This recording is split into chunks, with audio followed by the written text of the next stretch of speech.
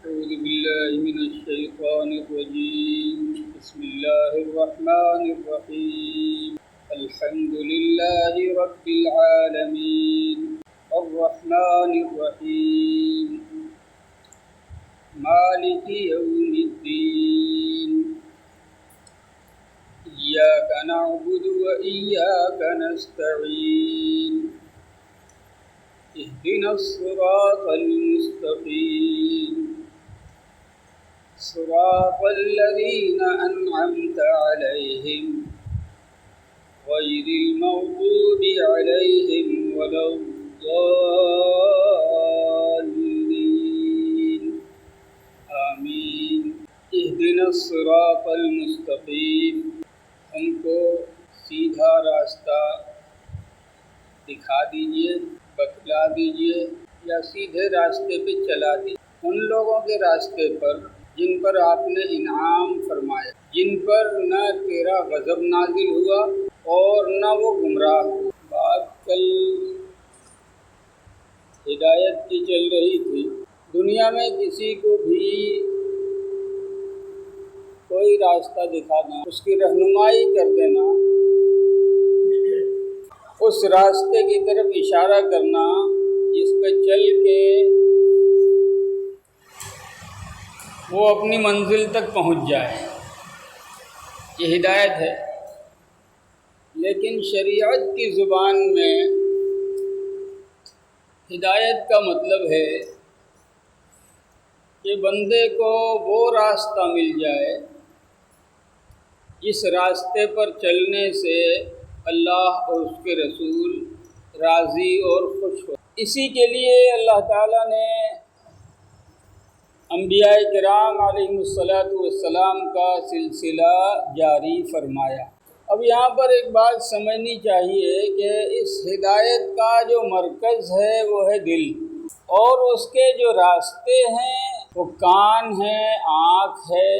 کیونکہ کبھی آدمی کو سننے سے ہدایت ملتی ہے، کبھی آدمی کو دیکھنے سے ہدایت ملتی ہے. بات کانوں کے راستے دل میں اتر جائے پھر بندے کو ہدایت مل جاتی ہے. بات آنکھوں کے راستے دل میں اتر جائے، پہنچ جائے تو بھی بندے کو ہدایت مل جائے. حضرت فضیل ابن عیاض رحمۃ اللہ علیہ بہت بڑے بزرگ ہیں اور بہت بڑے محدث ہیں، اولیاء اللہ کی جماعت کے سردار ہیں. ان کا واقعہ بیان کیا جاتا ہے کہ یہ پہلے ڈاکوؤں کی ایک پوری جماعت کے سردار تھے، اور ان کا رعب اتنا بیٹھا ہوا تھا کہ ان کے نام سے لوگ دروازے بند کر لیتے. ایک مرتبہ دیوار پھاند کر ایک گھر میں داخل ہوئے، اور جب گھر کے اندر داخل ہوئے اور ذرا قریب گئے تو رات کے سناٹے میں قرآن کریم کے پڑھنے کی آواز آ رہی تھی، اور وہ آیت یہ تھی: الم یأن للذین آمنوا ان تخشع قلوبہم لذکر اللہ. کیا ابھی بھی ایمان والوں پر وہ وقت نہیں آیا کہ ان کا دل اللہ کی یاد کے لیے جھک جائے؟ بس اس آیت کا سننا تھا کہ آگے بڑھنے کی بجائے پھر واپس پلٹ کر کے باہر نکلے اور اپنے ساتھیوں کو سمجھایا کہ آج سے یہ سارا دھندا بند، غلط ہے، تو اب اس راستے پہ ہم نہیں چلیں.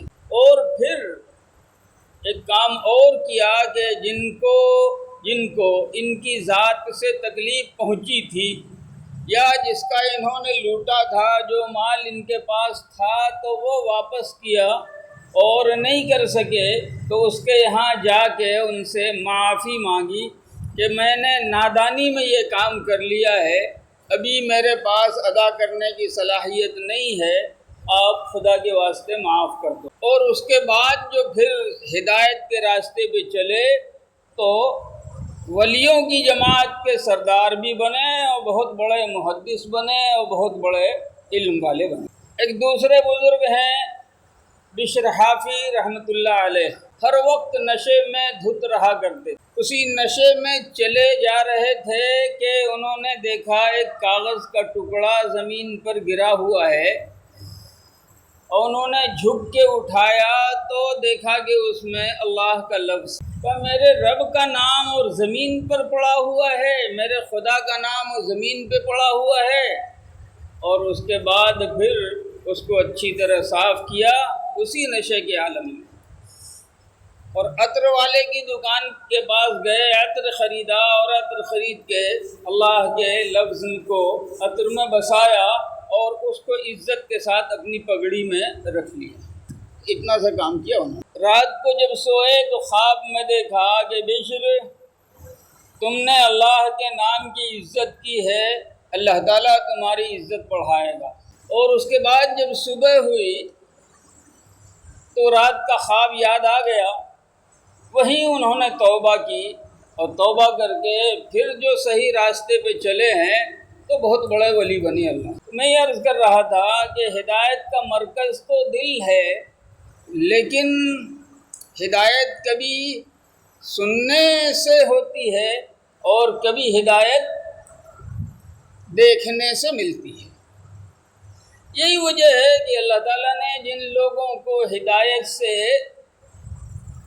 محروم کر دی، ان لوگوں کے بارے میں قرآن کریم میں اللہ نے فرمایا ختم اللہ علی قلوبہم، اللہ نے ان کے دلوں پہ مہر لگا دی۔ اب کوئی بات وہاں آئے گا ہی نہیں۔ وعلی سمعہم وعلی ابصارہم غشاوہ، اور ان کے کانوں پر، ان کی آنکھوں پہ پردہ ڈال دیا۔ پردہ ڈالنے کا مطلب یہ ہے کہ اب ہدایت کی کوئی بات ان کو سنائی نہیں دیتی، سنتے ہیں اور نکالتے جاتے ہیں۔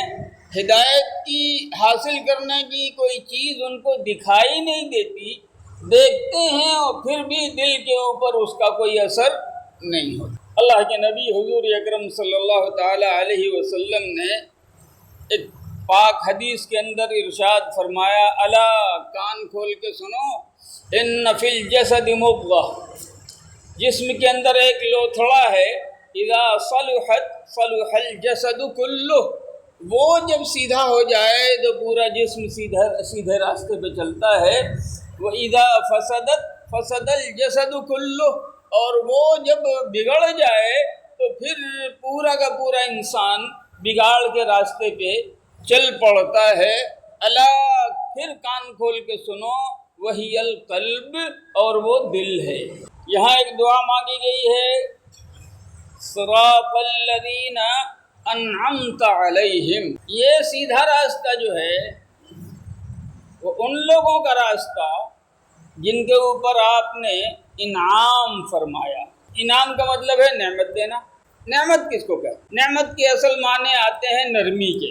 درخت کے اندر جو بالکل نرم نرم سا پتا نکلتا ہے کوپل کے بعد، عربی میں اس کو الورق الناعم کہتے ہیں۔ الورق الناعم عربی کے حساب سے نرم پتا، یا اردو کے حساب سے اگر میں سمجھانے کے لیے کہوں تو وہ نعمت والا پتا۔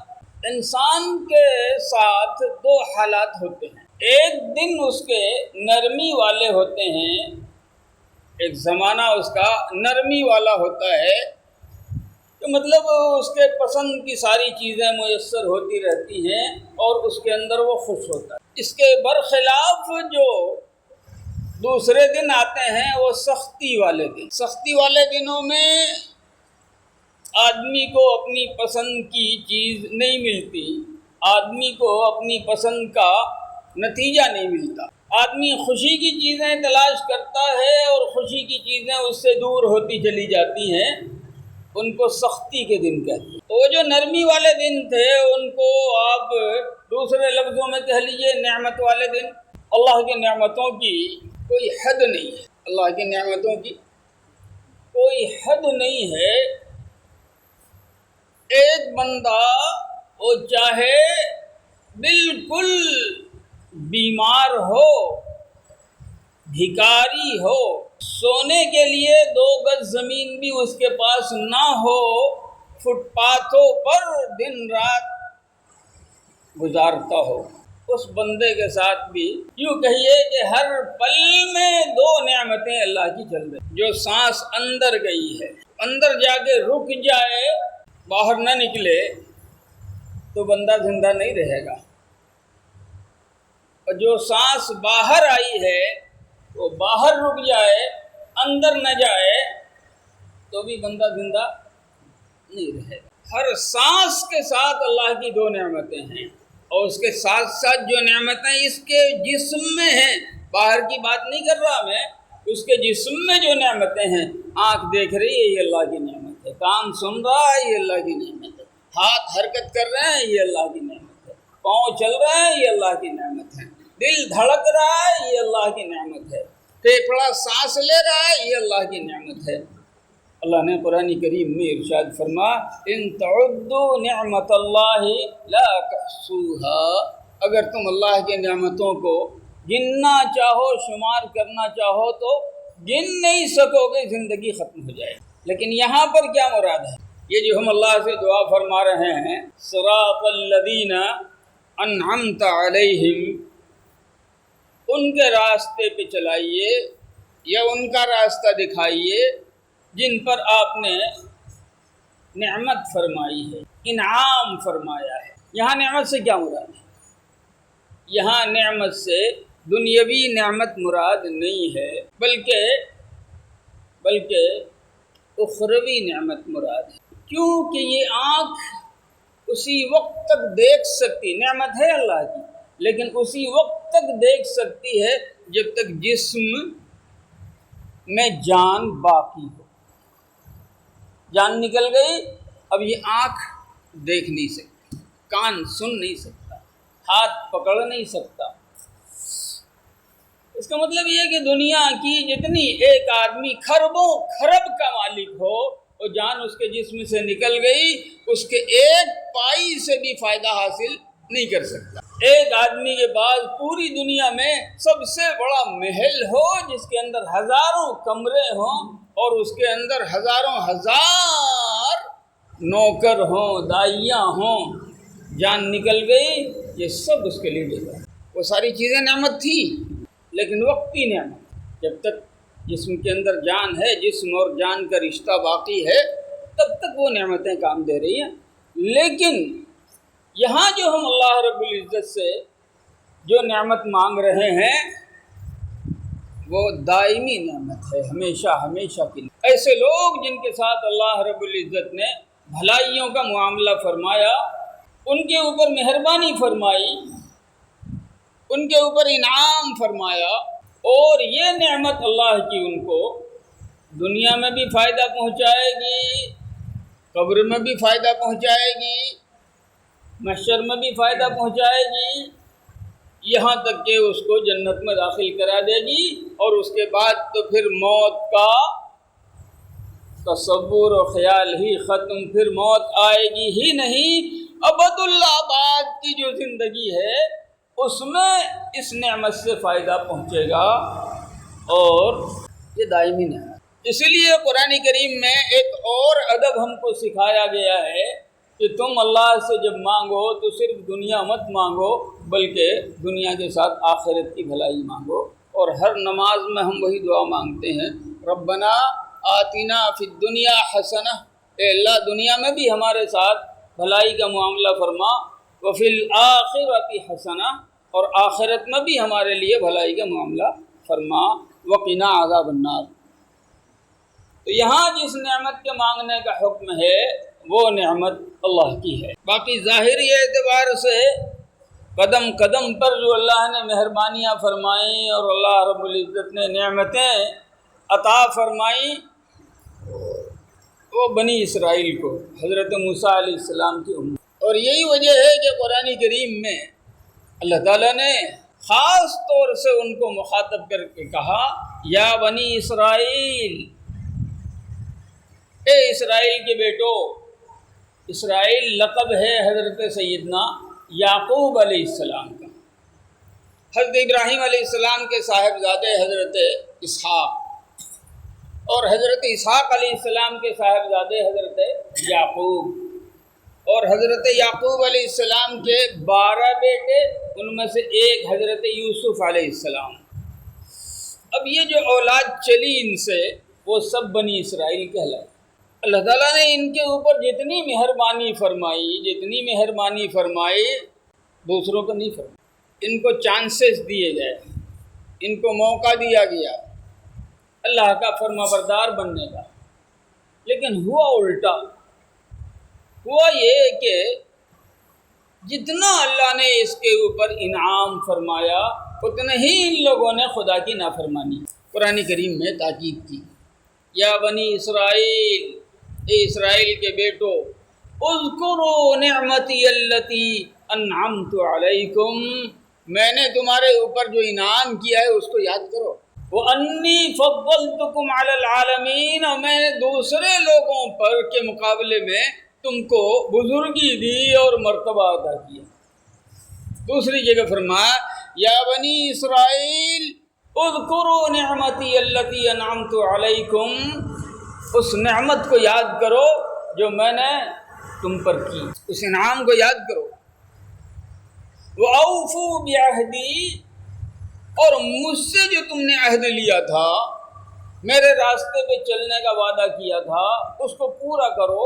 اوفی بعہدکم، میں نے جو وعدہ کیا ہے میں اس کو پورا کروں گا۔ لیکن میں نے عرض کیا ہوا یوں کہ جتنا اللہ نے ان کے اوپر انعام فرمایا، مہربانی فرمائی، اتنی ہی ان لوگوں نے اللہ کا حکم توڑا، اتنی ہی نافرمانی کی، اور اتنے ہی اپنے دلوں کو ٹیڑھا کر، تو اللہ تعالیٰ نے ان کے اوپر غضب نازل فرمایا۔ غیر المغضوب علیہم سے یہی لوگ مراد ہیں، اور یہ تفسیر ہے صحابہ کرام رضوان اللہ علیہم اجمعین کی۔ صحابہ کرام نے فرمایا غیر المغضوب علیہم سے یہ لوگ مراد ہیں۔ موقع ملا تو تھوڑی تفصیل کل میں عرض کروں گا انشاءاللہ۔ یہاں پہ ایک بات اور سمجھ لیجیے، یہ جو آخری نعمت ہے اس کے 4 درجے ہیں۔ پہلا درجہ ہے نبوت کا، دوسرا درجہ ہے صدیقیت کا، تیسرا درجہ ہے شہادت کا، چوتھا درجہ ہے صالحیت کا۔ اس کو قرآن کریم میں اللہ تعالیٰ نے بیان فرمایا، من یطع اللہ والرسول، جو اللہ اور اس کے رسول کی فرما برداری کرے گا، فَأُولَئِكَ مَعَ الَّذِينَ أَنْعَمَ اللَّهُ عَلَيْهِمْ، وہ ان لوگوں کے ساتھ جنت میں رکھا جائے گا جن پر اللہ تعالیٰ نے انعام فرمایا۔ پہلا درجہ کون؟ من النبیین، نبیوں کے ساتھ، والصدیقین، اور صدیقین کے ساتھ، والشہداء، اور شہداء کے ساتھ، اور آخری درجہ ہے صالحین، نیک لوگوں کے۔ اب ہم جو دعا کرتے ہیں اہدنا الصراط المستقیم صراط الذین انعمت علیہم، اے اللہ ہم کو بھی انہی کے راستے پہ چلائیے جن کے اوپر آپ نے انعام فرمایا ہے۔ تو اس دعا میں ہمارا مقصد، ہمارا مطلب بھی یہی ہوتا ہے کہ نبیوں والے راستے پر، صدیقین والے راستے پر، شہداء والے راستے پر، اور صالحین والے راستے۔ وقت ہو گیا ہے، میں ایک بات عرض کروں، میں نے کل عرض کیا تھا کہ باطل فرقے والے جتنے لوگ ہیں قرآن کی آیتیں وہ بھی پڑھتے ہیں، لیکن اللہ تعالیٰ نے چونکہ ان کے دلوں پر مہر لگا دی ہے، اس لیے قرآن کریم کی آیتوں سے سیدھا مطلب نہیں نکال پاتے، اور سیدھا مطلب ان کی سمجھ میں نہیں آتا، بلکہ قرآن کریم کو اپنے مطلب کے لیے توڑ مڑوڑ کر استعمال کرتے ہیں۔ اس کا تجربہ مجھے ہوا قادیانیوں کے سے مناظرے کے لیے، ایک مناظرے میں مجھے شریک ہونے کا اتفاق ہوا بھاگلپور ضلع میں ہی۔ اس وقت کے بڑے بڑے علماء موجود تھے، مولانا اختر حسین صاحب سیری چک وہ حیات میں تھے، وہ بھی آئے تھے، اور مجھ کو دعوت تھی تو میں بھی حاضر ہوا تھا۔ ایک چیز میں نے دیکھی اس میں کہ یہ باطل فرقے والے جو ہیں پوری تیاری کرتے ہیں، بہت گہرا مطالعہ کرتے ہیں، پھر لوگوں کے سامنے آتے ہیں اور اپنی بات کو اس انداز سے پیش کرتے ہیں کہ آدمی لازماً بہت۔ مرزا غلام محمد قادیانی کی نبوت کو ثابت کرنے کے لیے اس نے کہا نبوت کا سلسلہ ختم نہیں ہوا ہے۔ کیا مطلب؟ نبوت کا سلسلہ ختم نہیں ہوا ہے، جاری ہے۔ کیسے بھائی؟ تو قرآن کریم میں اللہ تعالیٰ نے فرمایا ہے وَيُتِمُّ نِعْمَتَهُ عَلَيْكَ وَعَلَىٰ آلِ يَعْقُوبَ كَمَا أَتَمَّهَا عَلَىٰ أَبَوَيْكَ مِن قَبْلُ إِبْرَاهِيمَ وَإِسْحَاقَ، اور وہ آپ پر وَيُتِمُّ نِعْمَتَهُ عَلَيْكَ كَمَا أَتَمَّهَا، وہ آپ پر اپنی نعمتیں پوری کرے گا جس طرح اس نے نعمت پوری کی آپ کے جد امجد پر، اس سے پہلے آپ کے جد علی ابوئی کا، آپ کے جد امجد پر، ابراہیم و اسحاق، ابراہیم پر اور اسحاق پر۔ تو قرآن کریم میں وہ جو آیت ہے الیوم اکملت لکم دینکم واتممت علیکم نعمتی، اس کا مطلب ختم ہونا نہیں ہے، بلکہ اگر ختم ہونا تھا مطلب ہوتا تو پھر اللہ تعالیٰ یہ کیوں کہہ رہا ہے کہ کما اتمھا علی ابویک، جیسے آپ کے باپ دادا پر نعمتیں پوری کر دی تو یتمو پھر آپ پر بھی پوری کرے گا، جب وہاں ختم ہو گئی تو یہاں کہاں سے آئے؟ اور یہ یہاں سے گمراہ کر۔ پھر اس نے قرآن کریم کی آیت پر، وہی آیت جو میں نے ابھی تلاوت کی، من یطع اللہ والرسول، جو اللہ اس کے رسول کی فرما برداری کرے گا، فَأُولَٰئِكَ وہ ان لوگوں کے ساتھ ہوگا، مع الذین انعم اللہ علیہم ان کے ساتھ ہوگا جن پر اللہ نے انعام فرمایا ہے۔ اور اب یہاں سے پھر وہ ڈنڈی مارتا ہے، وہ کہتا ہے کہ اطاعت کے اعتبار سے درجہ ملے گا، کامل درجے کی اطاعت ہے تو نبی بن جائے گا، من النبیین۔ یہ فرما برداری کے نتیجے میں انعام جو ملے گا، پہلا انعام نبوت کی شکل میں ملے گا، نبی بن جائے گا، دوسرا انعام صدیقیت کی شکل میں ملے گا، وہ صدیق بن جائے گا، تیسرا انعام شہادت کی شکل میں ملے گا، وہ شہید بن جائے گا، اور چوتھا انعام صالحیت کی شکل میں ملے گا، وہ صالح۔ میں نے اپنے بزرگوں سے کہا کہ ذرا سا برائے مہربانی، اب تک تو میں نہیں بولا ہوں لیکن اب مجھے بولنے کا موقع۔ اس کا بیان جب ختم ہوا تو میں نے اس کو مخاطب کیا، اس مناظر کو، اور اس کے کہا بات میں نے عرض کیا کہ ابھی آپ نے جو فلسفہ بیان کیا ہے حالانکہ اس میں گڑبڑ کیا ہے، کیونکہ قرآن میں مع کا لفظ ہے، معیت کا مطلب ہے ساتھ ہونا، معیت کا مطلب ایک ہو جانا نہیں ہے۔ اللہ پاک نے یہاں یہ فرمایا ہے کہ جو اللہ کی فرما برداری کرے گا اللہ ان کو نبیوں کے ساتھ رکھے گا، اللہ ان کو صدیقین کے ساتھ رکھے گا، اللہ ان کو شہیدوں اور صالحین کے ساتھ رکھے گا۔